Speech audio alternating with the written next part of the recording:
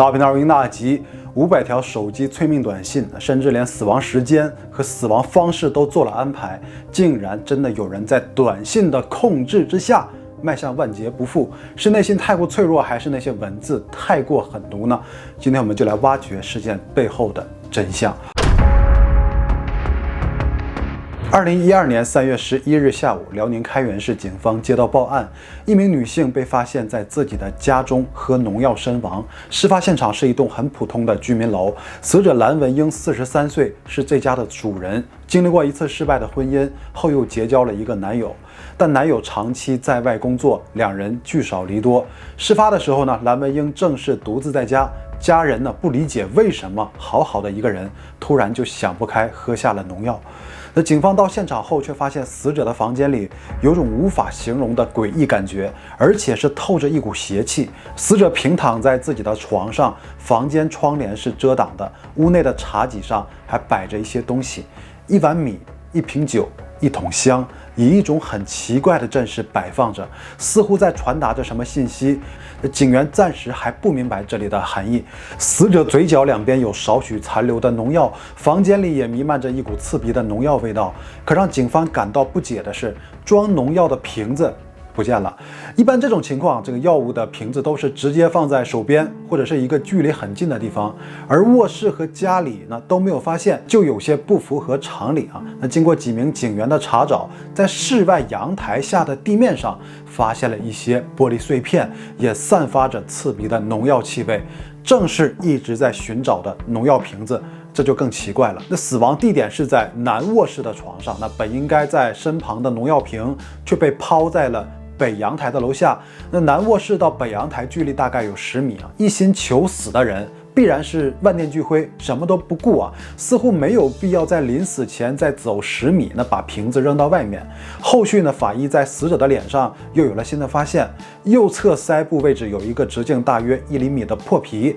那应该是农药腐蚀性太大灼烧造成的。如此剧毒的农药，那一滴洒到脸上都有严重的腐蚀作用，那服下去的痛苦程度呢就难以想象。死者就更没有必要忍着剧痛从南边就走到北阳台特意扔瓶子，他也是很安详的平躺在床上，好像没有经历过特别痛苦的挣扎。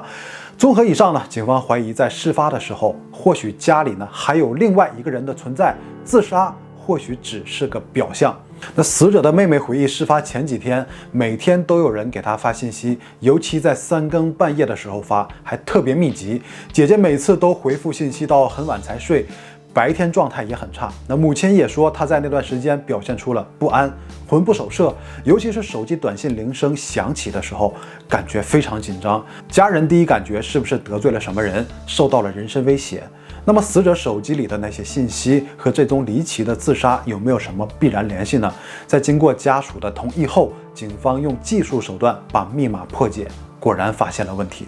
手机的收件箱确实有很多信息，全都来自一个外地号码，未显示机主，发来的都是非常莫名其妙的让蓝文英去死的恐怖内容。信息里说，如果蓝文英不死，那他全家都得死。发信息都是每天的深夜，平均每天发40-50条，半个月之内累积了大约500条。那这些大半夜发出来的短信，多半充满恐吓、诅咒和要挟。那死者家属也不认识这个陌生的号码。在这些信息中呢，有这么一条格外引起了警方的注意。蓝文英说，我打算7月29日死，行不行？对方回复说，你必须3月11日死。结果蓝文英竟然真的就在3月11日喝下农药。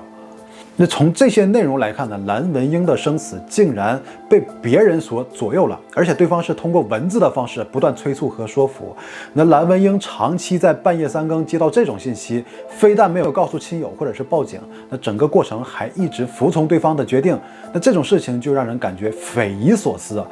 甚至和发信人一直商量最终的死法。那发信人让他吃安眠药，蓝文英答应了，但经过几次尝试呢，发现自己无法买到大剂量的安眠药，又向对方询问有没有其他的办法，对方又说出了一种农药，说你喝了就行。那蓝文英还是说自己买不到，要对方找人买给自己送过来。他生前最后收到的信息是，要买来了在副驾驶座。半个月时间，那对方似乎把蓝文英的心态就完全掌控。蓝文英表现得非常尊敬，过程中是言听计从，没有丝毫抗拒。针对这个急于让蓝文英自我了结的神秘人的身份啊，警方就马上展开了调查。在给死者妹妹录取口供的时候，他透露了一个关键的信息：就事发之后呢，自己并不是第一个进入现场的人，而是死者的男友王连海。当他赶到姐姐家的时候呢，王哥正蹲在床前给姐姐擦脸，还擦得干干净净。蓝文英在经历那次失败婚姻之后，相处了一个男朋友，就是王连海。在王连海做生意赔本债台高筑的时候，那蓝文英给了他很大的支持，帮他东山再起。虽然没有登记，但4年间呢，两人在一起十分恩爱，在外人看来已经是名义上的夫妻。家里人也都很认可王连海为人正直，相貌堂堂，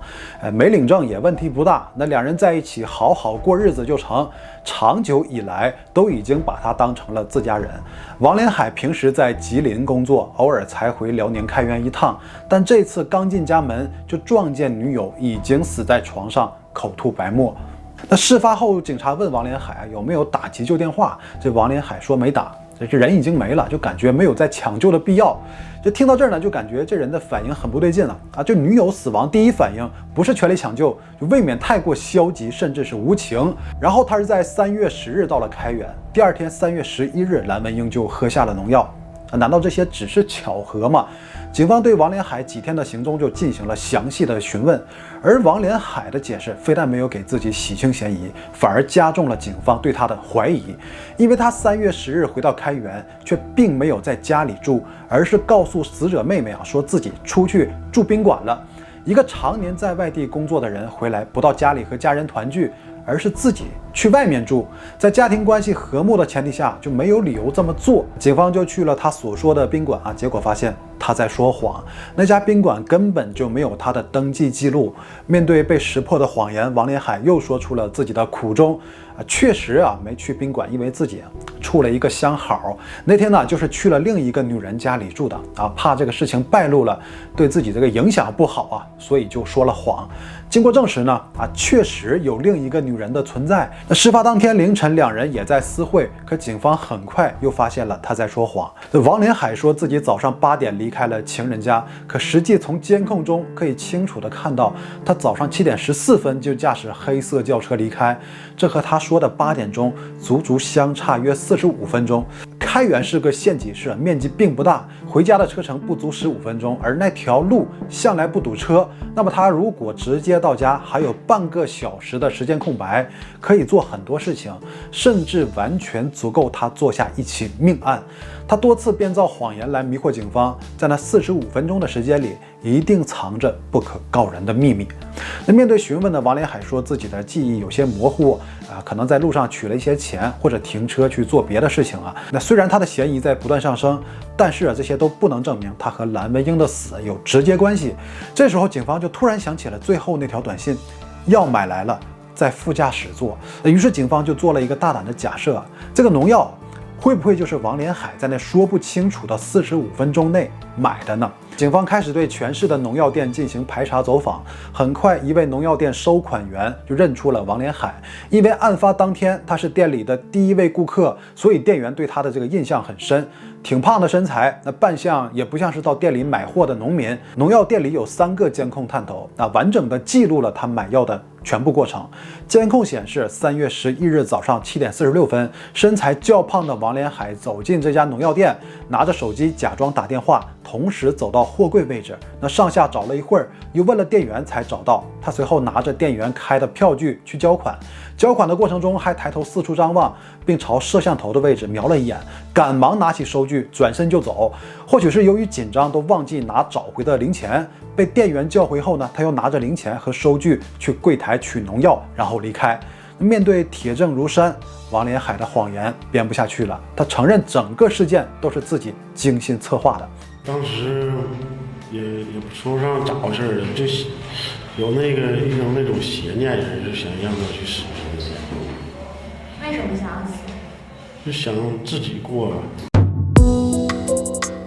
4 4年的感情并没有完全锁住王连海的心。在这年情人节的一次朋友聚会上，他认识了一名女性，那女方呢年龄比蓝文英小很多。王连海无法控制爱慕之情，他谎称自己单身，并也得到了对方的回应。王连海越过道德边缘，沉浸于另一段感情而无法自拔。此时相处4年的蓝文英浑然不知，自己已经成为了王连海完全投入那段感情的阻碍。但令人不解的是这两人合就在一起生活，不合那就散嘛况且王连海和死者并没有领结婚证，没有程序上的困难，就完全没有必要非得逼迫女友自杀。原来这一切都源于王连海自己内心的一种羁绊，因为蓝文英包括他的家人对自己实在是太好了，之所以逼他自杀，是因为自己下不去手杀他。王连海在最落魄的时候和蓝文英在一起开的车是蓝文英给他买的，做生意需要用钱是蓝文英的妹妹给拿的。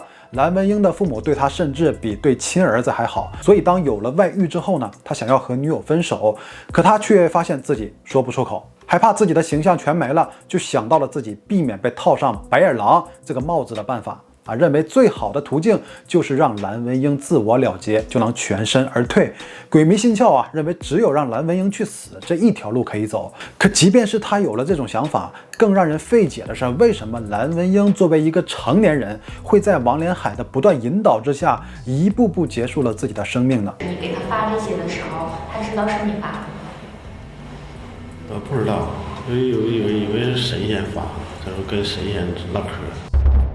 家人讲述呢，蓝文英第一次的婚姻失败对她的影响非常大。经历过这次打击，她性格突然变得沉闷，终日郁郁寡欢。她为了走出感情失败造成的阴影，也为了自己的家人，决定重新振作。果然，她用一段时间放下了过去，乐观面对生活。也因为失败的婚姻，让她更加珍惜亲情。可她却把自己重新回归正常生活，全都归功于神灵庇佑，并把那些当作精神寄托，对鬼神之说深信不疑，而这些却让邪恶的王连海找到了可乘之机。那王连海利用长时间在外面工作的便利条件，在那个实名审查还不够严格的时期，匿名买了新的手机卡，以神仙的名义，天天半夜给蓝文英发信息，催促他自行了结性命。如果不照做，那么他的家人，包括王连海都会大难临头。能让他全家躲过这一次劫难的办法，只有拿自己的性命去换，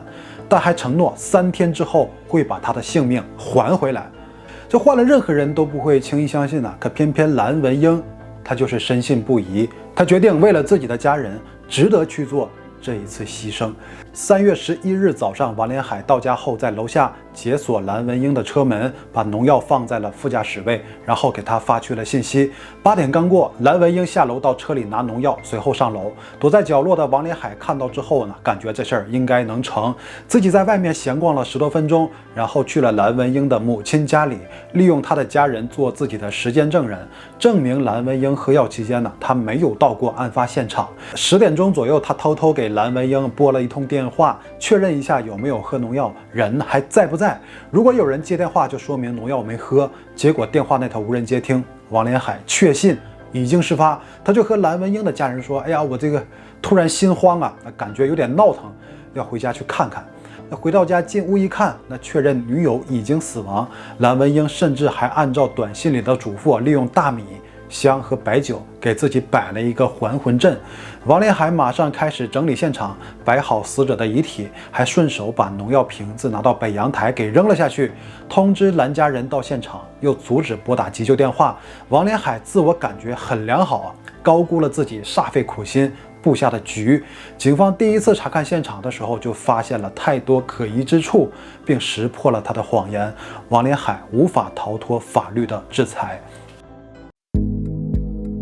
虽然事件中王连海没有在现场，也不是他亲手作案，但刑法中有说明，剥夺他人生命的行为或者是行为足以导致被害人实施自杀，放任不作为，甚至促成可预见的结果发生，存在追求被害人死亡的故意，均符合故意杀人罪的客观要件。而且根据犯罪嫌疑人的犯罪动机，可以将故意杀人罪的行为划分为很多种啊，其中呢有一种就叫做迷信型杀人案件，指当事人基于封建迷信思想，为治病求寿啊、得道升天等等而采用各种手段致人死亡的刑事案件。再结合现实情况，那都在故意杀人罪的范畴啊。虽然这个事件无法得知最终的审判结果，但我个人相信会以故意杀人罪来定罪量刑。就有的时候啊，感觉很多事情都很荒谬啊，但最坏的结果就是会发生。太多悲剧都在提醒我们要时刻保持清醒啊，遇事不决，记得要寻求帮助，别给坏人留下可乘之机。以上就是本期的所有内容，到最后别忘了点赞支持大家，谢谢你了，拜拜。